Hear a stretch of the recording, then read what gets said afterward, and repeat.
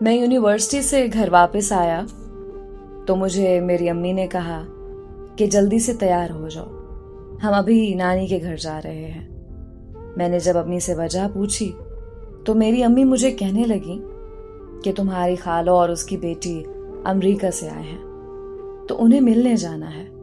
ये सुनकर मैं बहुत खुश हुआ क्योंकि मैंने और मेरी खाला की बेटी ने मैट्रिक तक एक साथ पढ़ाई की थी और तब से मैं उसे शदीद मोहब्बत करता था, लेकिन मैं उससे कभी अपनी मोहब्बत का इजहार नहीं कर पाया था।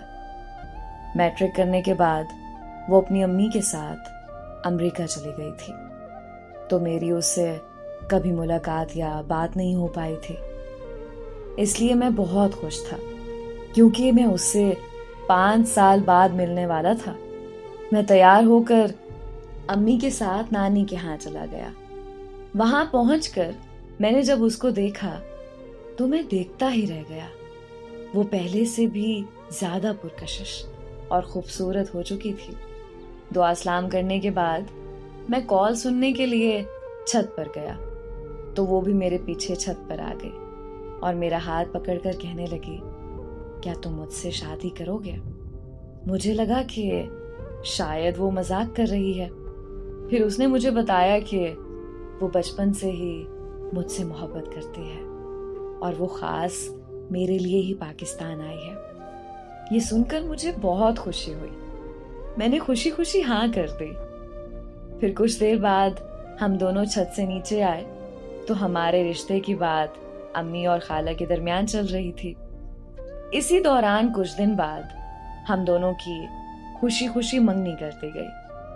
मंगनी के बाद वो लोग दोबारा अमेरिका वापस चले गए। खाला ने कहा कि वो लोग 1 साल बाद वापस आकर हमारी शादी करवाएंगे। हम दोनों फोन पर दिन रात बातें करने लगे।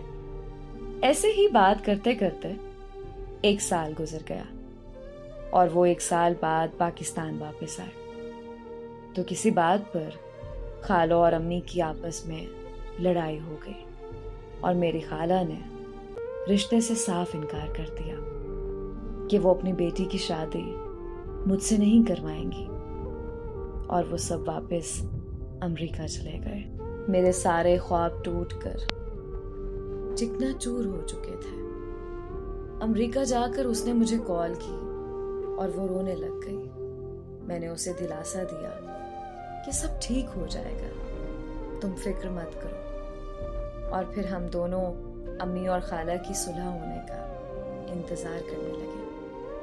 पूरा 1 साल ऐसे ही गुजर गया लेकिन अम्मी और खाला की सुलह नहीं हुई। फिर एक दिन उसने बताया कि वो सब मामू के घर पाकिस्तान आ रहे हैं। तब मैं अम्मी के पाँव में बैठकर रोने लगा। मैंने अम्मी से कहा कि प्लीज अम्मी, खाला से सुलह कर लें। अम्मी ने मुझसे वादा किया कि वो खाला से सुलह कर लेंगी। मैं बहुत खुश हुआ और उनके पाकिस्तान आने का इंतजार करने लगा। जैसे ही वो लोग पाकिस्तान आए तो मुझे पता चला कि उसकी शादी मेरे मामू के बेटे से होने जा रही है। ये सुनते ही मेरे पैरों तले से जमीन निकल गई। मैंने उसको कॉल की तो उसका नंबर मुसलसल बंद जा रहा था। अम्मी के लाख रोकने के बावजूद भी मैं मामू के घर चला गया।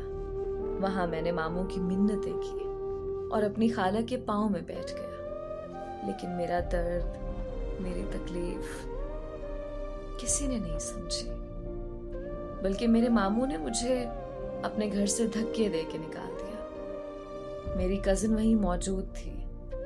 वो सब कुछ अपनी आंखों के सामने होता हुआ देख रही थी, लेकिन वो बिल्कुल खामोश खड़ी रही।